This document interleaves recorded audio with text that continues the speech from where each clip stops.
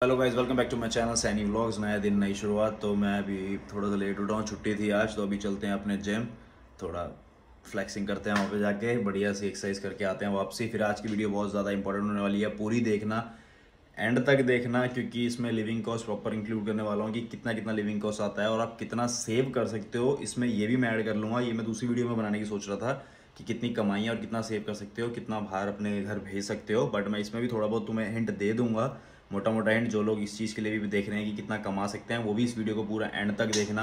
और जो नए चैनल पे हैं वो प्लीज़ जाके सब्सक्राइब कर लो, घंटा दबा देना, सारी इन्फॉर्मेशन आप तक पहुंच जाए, क्योंकि हफ्ते में 4-5 वीडियो का मैंने प्रॉमिस करा है, वो मैं करूँगा ज़्यादा से ज़्यादा जितना कर पाऊँगा। और ज़्यादा से ज़्यादा इन्फॉर्मेशन जो मतलब ग्राउंड रियलिटी की है वो दे पाऊँगा, जितना दे सकता हूँ उतना देने की ट्राई करूँगा। तो बाकी सब्सक्राइब कर लो, एंड अगर वीडियो अच्छी लगेगी तो लाइक ज़रूर कर देना। और जो नए हैं चैनल पे वो प्लीज़ सब्सक्राइब कर लो नीचे जाके, और जो पुराने हैं वो वीडियो को शेयर ज़रूर कर देगा, और आलस मत दिखाया करो बिल्कुल भी। आपका एक शेयर हमारे लिए बहुत ज़्यादा इंपॉर्टेंट होता है। तो अब चलते हैं, थोड़ा सा अपना प्री वर्कआउट लेते हैं, फिर चलते हैं जिम। स्टॉक भी वहाँ पड़ा है साइड में। तो चलते हैं जिम से आके फिर पूरी वीडियो को कंटिन्यू करते हैं। Love you all.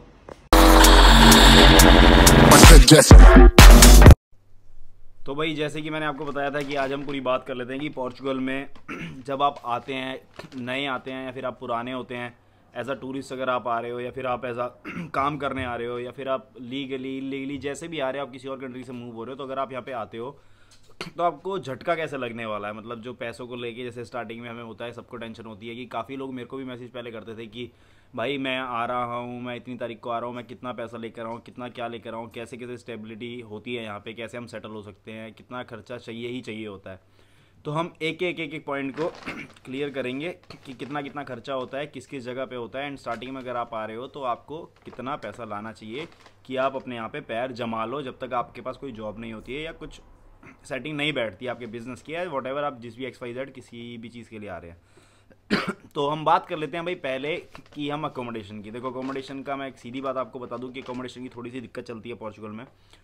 मिल जाती है, कोई इशू नहीं है, बट थोड़ा सा स्ट्रगल करना पड़ता है। ऐसा नहीं है कि आपको आते मिल जाएगी, लेकिन अगर आपके चलो कोई रिलेटिव्स फ्रेंड्स यहाँ पे हैं जो आपकी हेल्प कर रहे हैं, जिन्होंने आपको बोला है कि हम आपको यहाँ पे दे देंगे, करवा देंगे, तो ठीक है। तो अगर हम अकोमोडेशन की बात अब कर रहे हैं, तो अकोमोडेशन की हम बात कर लेते हैं कि यहाँ पे रेंट कैसे होते हैं और किस हिसाब से होते हैं और आपको कैसे रूम मिलते हैं। तो भाई, अगर हम बात करें लिस्बन की, एंड ऐसे काफ़ी सारे एरिया हैं लिस्बन में, मैंने जो मेरे दोस्तों यारों से सुना हुआ है, इतना ज़्यादा रेंट नहीं होता है उनका। 140, 150, 160, 70, 80 इतना तक जाता है। मैक्स टू मैक्स 200 होगा ज़्यादा से ज़्यादा।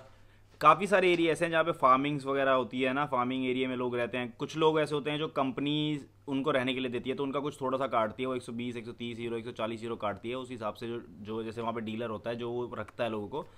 वहाँ पे अगर आप आउटसाइड से भी लोगे किसी से, अगर आप कंपनी के अंडर नहीं रहोगे, किससे लोगे, तो वो भी 130, 140 ही है। क्योंकि जब मैं यहाँ पे नया नया आया था तो मेरे दोस्त कुछ फार्मिंग में जाना चाह रहे थे, तो मेरे को जहाँ पे मैं जिस सिटी में अभी हूँ, यहाँ आने से पहले मैं उनके साथ 2 दिन वहाँ पे रहा था, कुछ ऐसी टाइम स्पेंड करने के लिए, एक अच्छा टाइम दोस्तों के साथ। तो वहाँ पे मैंने देखा था कि वो लोग 140 यूरो के आसपास पे कर रहे थे। तो यहाँ पे रेंट का भी डिपेंड करता है। अगर आप जैसे, मैं सिटी में रहता हूँ, मैं लागोस में रहता हूँ, लागोस एक बहुत बड़ी टूरिस्ट सिटी है।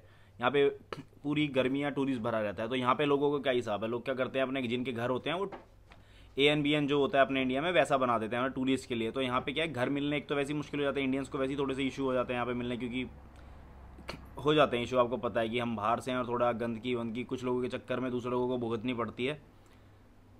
तो इसलिए अब इस सिटीज़ में अगर आप जाओगे कि हाई लेवल सिटीज़ में जहाँ पे टूरिस्ट बहुत ज़्यादा है, काम बहुत ज़्यादा, क्योंकि जिस सिटी में मैं हूँ और ऐसी टूरिस्ट सिटीज़ जो होती हैं यहाँ पे काम बहुत ज़्यादा होता है, तो यहाँ पे रेंट हमेशा ही होता है। यहाँ पे लोग 250 भी पे करते हैं या 300 भी पे करते हैं। और एक और बात, जो मैं आपको ये रेंट बता रहा हूँ, ये मैं आपको अपार्टमेंट्स के नहीं बता रहा हूँ, ये मैं आपको बता रहा हूँ कि आपको शेयरिंग बेडरूम, तो शेयरिंग में 2 भी लोग हो सकते हैं, शेयरिंग में 3 भी लोग हो सकते हैं। हम भी ऐसी जगह रहते हैं जहाँ पे हम 200 देते हैं, बट एक रूम में 3 लोग भी होते हैं, एक घर में 6 लोग, मतलब मान लो। अब डिपेंड करता है कि आपको कहाँ पे, कैसी आपकी मजबूरी है, कैसे बंदा आपको रख रहा है और आपसे क्या डिमांड कर रहा है, डिपेंड करता है उसके ऊपर। बाकी बात रह गई कि घर कैसे होते हैं, तो घर देखो यार, यहाँ पे घर अच्छे होते हैं, साफ़ सुथरे। कुछ लोग हमारे ही होते हैं जो बिगाड़ देते हैं उनको, बट घर वगैरह बहुत साफ़ होते हैं, सब कुछ अच्छा होता है। तो अकोमोडेशन का जैसे कि आपको छोटा छोटा क्लियर हो गया होगा। अब मान के चलो 150 से 200 से 250, मतलब ये 150 से 250 के बीच में डिपेंड करेगा। आप सिटी टू सिटी वरी करेगा कि आप कौन सी सिटी में हो, आपको इतना रेंट पड़ना ही पड़ना है। कुछ लोग हैं जो सिक्योरिटी भी आपकी लेंगे, मतलब जितना रेंट है उतनी ही सिक्योरिटी रखते हैं, ताकि आप किसी दिन छोड़ के ना चले जाओ ऐसे ही बिना बताए, कुछ आप लेके ना चले जाओ, कुछ आप तोड़ के ना चले जाओ, तो सिक्योरिटी भी लेते हैं। वो वरी करता है कि बंदे तो बंदे, अब हम लोग दोस्त यारों में कहीं जान पहचान पे रह रहे हैं तो कोई नहीं लेता है, किसी का कोई जान पहचान नहीं है तो लोग ले लेते हैं ना, बट वो कोई मैटर नहीं करता इतना कि यार आपको लॉन्ग टर्म कहीं पे रहना है, सेटलमेंट करनी है तो इतना लग जाता है। तो आपको एक छोटी सी क्लियर चीज़ होगी कि कितना कितना रेंट यहाँ पे पोर्चुगल में आपको लगेगा शेयरिंग बेडरूम में, है ना, इससे ज़्यादा नहीं होता है। अगर आप अपना अपार्टमेंट लोगे तो उसका डिपेंड करता है कि कैसा अपार्टमेंट है, आपकी ओनर के साथ कैसी डील हुई है, तो 700 800 1000 1200 1500 2000 तक भी चले जाता है, डिपेंड करता है अपार्टमेंट टू अपार्टमेंट। तो ये आपको छोटी सी अकोमोडेशन की चीज़ क्लियर हो गई होगी कि अगर आप आ रहे हो तो आपको इतना, हाँ, अकोमोडेशन का लेके चलना है। तो अगर आप आ रहे हो तो आपको 2 महीने 3 महीने का अपने पास पैसा सिर्फ अकोमोडेशन का इतना रखो, ताकि अगर आपको जॉब नहीं मिलती है, अकोमोडेशन का कहीं पे सॉल्यूशन नहीं होता है फ्री का जैसे जॉब की तरफ से, तो आपको इतना पैसा चाहिए अपने हाथ में। तो हम दूसरी बात कर लेते हैं कि यहाँ पे मंथली आपके खर्चे कितने हो जाते हैं, मतलब मंथली हम रेंट को हटा के अब बात कर लेते हैं फूड की। तो देखो फूड का इतना ज़्यादा मुश्किल नहीं है। देखो अगर आप, मैंने अपनी जो जॉब से रिलेटेड वीडियो है कि आप जॉब्स कैसे फाइंड कर सकते हो, उसका लिंक डिस्क्रिप्शन में है, ठीक है। एंड यहाँ की इमिग्रेशन से रिलेटेड जो इमिग्रेशन की प्रॉब्लम चल रही है या फिर जो सॉल्यूशन होने वाला है आगे, उसकी वीडियो भी डिस्क्रिप्शन में, आप जाके वहाँ पे क्लिक करके वो वीडियो देख सकते हैं। तो उसमें मैंने सब कुछ बताया है। तो जॉब्स का देखो ऐसा है कि होटल लाइन में जो जॉब कर रहा है तो उसको खाने की टेंशन लेने की कोई ज़रूरत नहीं होती है, क्योंकि आपको ब्रेकफास्ट लंच डिनर, अगर आप मॉर्निंग से रात तक वहाँ काम कर रहे हो आपको 2 टाइम का तो खाना मिलेगा ही मिलेगा, यानी वो मोर देन इनफ होता है। अब उसके बीच में आप कुछ ना कुछ खा ही लेते हो छोटा मोटा वहीं पे काम पे। तो उनका तो भाई मैं बताऊं, अगर मैं अपना खाने पीने का खर्चा बताऊं, जैसे मैं, चलो जिम करते हैं ना, अगर हम लोग अपना जिम करते हैं, मेरी अलग प्रोटीन डाइट चलाता हूं, मैं काफ़ी सारी डाइट अलग से चलाता हूं, तो मेरा उसके थोड़ा बहुत खर्चा हो जाता है, बट लेकिन मैं वो भी अपने होटल से कवर कर लेता हूं, क्योंकि वहाँ से मेरे को काफ़ी सारा इस तरीके का सामान मिलता है जो मेरे को हेल्दी लगता है और जो मैं खाता हूँ।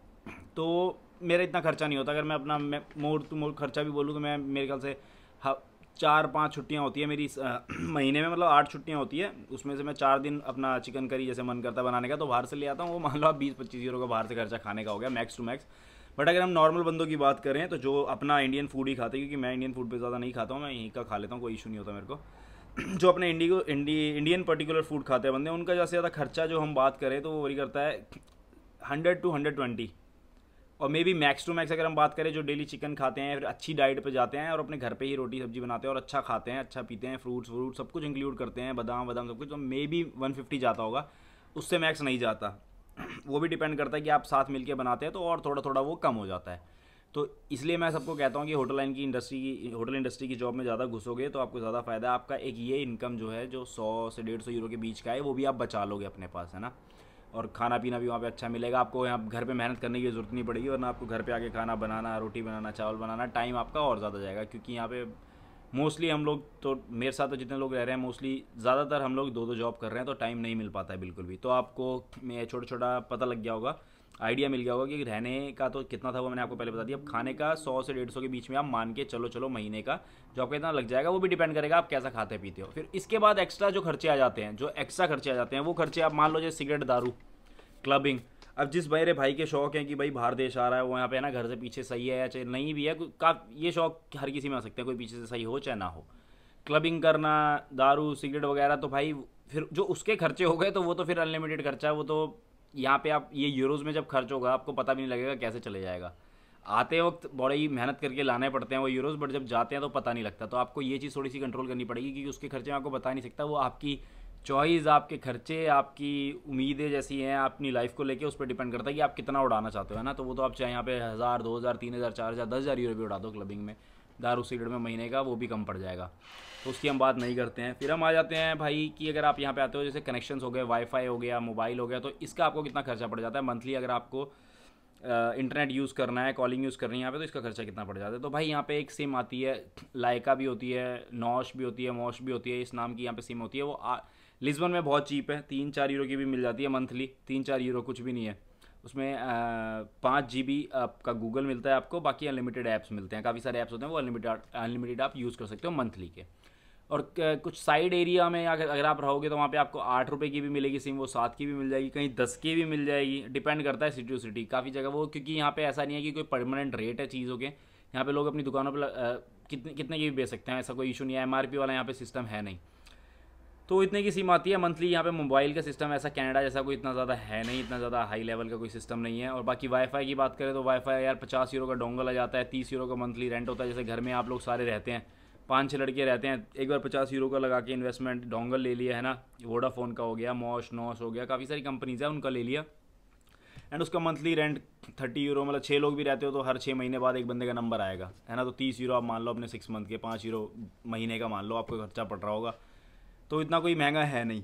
तो आपको मोबाइल का भी थोड़ा थोड़ा क्लियर हो गया होगा कि इतना ज़्यादा खर्चा है नहीं इसके। तो बाकी अगर हम एक और चीज़ की बात करें, अगर हम इस सिटी की ना बात करें जहाँ मैं रह रहा हूँ, अगर हम लिस्बन की बात करें, आप लिस्बन में आ रहे हैं, तो आपके लिए सबसे बेस्ट क्या है कि मैं सबसे बेस्ट तरीका आपको एक ही बताऊंगा कि जब आप लिस्बन उतरो, आप सबसे पहले अगर आपको वहाँ पे रहना है या फिर आपको काम जॉब ढूंढनी है, सीधा मेट्रो स्टेशन जाओ, जहाँ पे वो आपका कार्ड बनता है, मेट्रो का जो कार्ड बनता है जहाँ पे, वहाँ पे जाओ। वहाँ पे आपको पासपोर्ट नंबर वगैरह लेंगे, ठीक है। आपको फ़ोटो होगी आपकी एक आइडेंटिफिकेशन में, अगर आपके पास यहाँ के डॉक्यूमेंट नहीं है तो आपका पासपोर्ट नंबर से, और जो यहाँ पे रहते हैं उनका तो फिजिकल नंबर भी लेते हैं, वो फिजिकल नंबर हो गया, आपका कार्ड नंबर हो गया या फिर पासपोर्ट नंबर हो गया, और एक फ़ोटो लेके वहाँ पे अपना कार्ड बनाओ।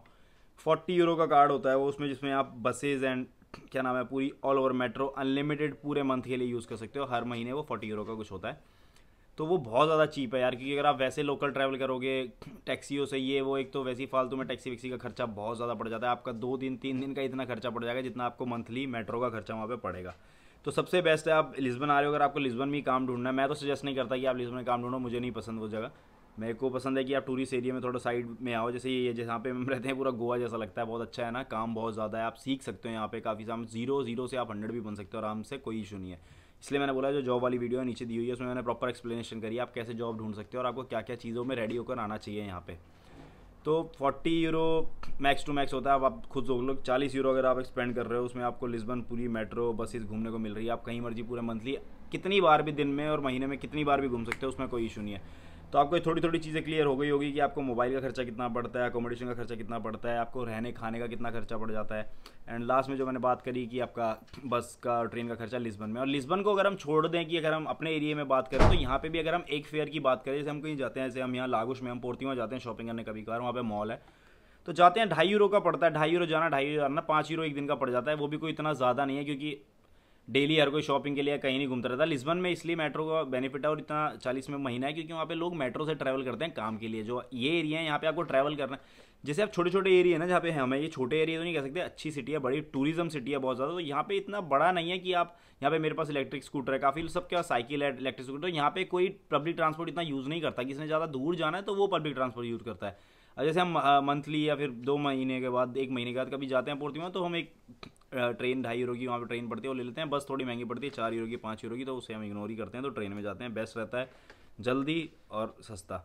तो आपको ये छोटा छोटा मोटा मोटा क्लियर हो गया होगा कि कितना कितना खर्चा पड़ता है। तो आप ये चीज़ें जब भी आप आ रहे हो तो प्रिपेयर करो। और जैसे मैंने बोला है डिस्क्रिप्शन में लिंक है दूसरी वीडियोस के कि आप जॉब कैसे फाइंड कर सकते हो, क्योंकि लिविंग एक्सपेंस की वीडियो आप तब देखोगे जब आपको पहले जॉब का भी पता होगा कि आपको जॉब क्या ढूंढनी है ना। तो आप दोनों वीडियो, ये सारी वीडियो आपके लिए इंपॉर्टेंट है। इमिग्रेशन का क्या स्टेटस अभी यहाँ पे चल रहा है, कि आप लोगों ने आना है, आप लोगों ने कार्ड भी लेने हैं, तो उसके आगे क्या क्या मेथड चल रहा है, कौन सा डिपार्टमेंट चेंज होने वाला है, XYZ जो भी है, उसका भी लिंक डिस्क्रिप्शन में है, वो वीडियो को जाके चेक करो।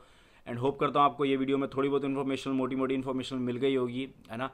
तो अगर अच्छी लगी है तो शेयर कर देना, लाइक कर देना, और जो नए हैं चैनल पे भाई नीचे जाके सब्सक्राइब कर लो, क्योंकि मैं कई बार देखता हूँ कि नीचे जब मेरे को अपने स्टूडियो में देखता हूँ वीडियो, जो लोग देख रहे हैं उसमें से काफ़ी लोग होते हैं जो सब्सक्राइब जिन्होंने नहीं करा होता है ना, बहुत कम लोग होते हैं जिन्होंने सब्सक्राइब करा होता है। तो आप या तो भूल जाते हो या फिर आप सिर्फ वीडियो देख के आगे दूसरी वीडियोज़ पर चले जाते हो, वो भी ठीक है, बट सब्सक्राइब ज़रूर कर लेना अगर थोड़ी सी भी आपको लगा होगी हेल्प मिली आपको इस वीडियो से। एंड अगर दोस्तों के साथ शेयर कर दोगे तो बहुत ज़्यादा हमें भी फ़ायदा है, आपके दोस्तों को भी फ़ायदा मिल जाएगा, उनको भी 2 नॉलेज मिल जाएगी, है ना। तो मिलते हैं नेक्स्ट वीडियो के साथ। नीचे डिस्क्रिप्शन में जो वीडियोज़ है उनको ज़रूर चेक कर लेना, आपको बेनिफिट रहेगा। और अब रेगुलर वीडियोज़ आती रहेंगी, जैसे मैं हर वीडियो में बोल रहा हूँ। प्यार दिखाओ इसको ज़्यादा से ज़्यादा, फैला दो वीडियो को। Bye bye, take care, love you, ध्यान रखिए अपना, अपने फैमिली का।